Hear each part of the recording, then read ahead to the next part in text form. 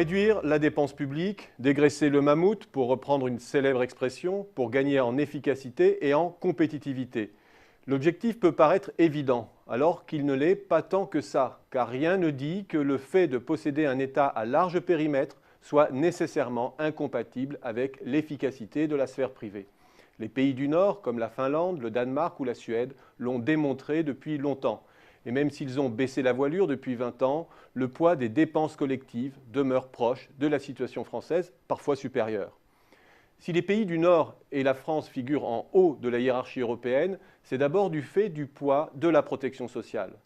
Or, en théorie, le fait qu'une partie du revenu et de la consommation soit socialisée et que le risque de perte de revenus soit assuré par la collectivité permet 1. De renforcer la propension à consommer et de sécuriser les débouchés des entreprises sur le marché intérieur. 2. De verser moins de salaire net.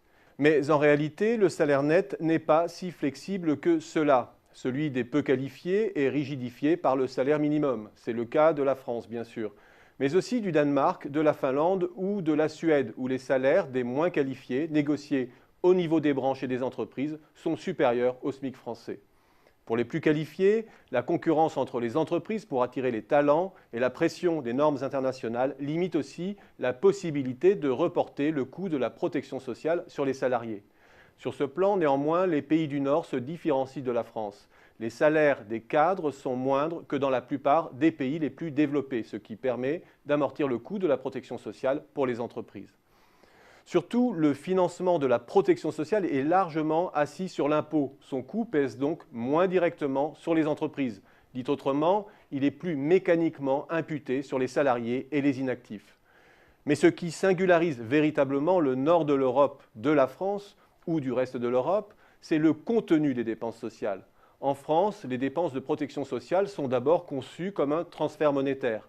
Que voit-on au nord ? Qu'un cinquième à un quart des dépenses sociales sont des dépenses de personnel ou de services. Cela veut dire que ces pays mettent le paquet sur l'accompagnement humain des exclus, autrement dit, les services de l'emploi, la formation. La protection sociale a aussi une vocation réparatrice.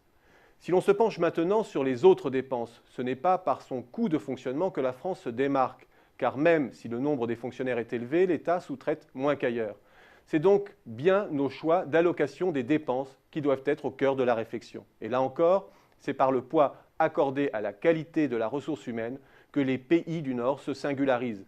On le voit dans la part accordée aux dépenses publiques d'éducation dans le PIB. On le voit encore dans l'importance du financement public de la R&D. À ceux qui pourraient encore en douter, les pays du Nord de l'Europe démontrent que la qualité de la dépense est un enjeu crucial et qu'il ne doit surtout pas être sacrifié sur l'autel de la consolidation.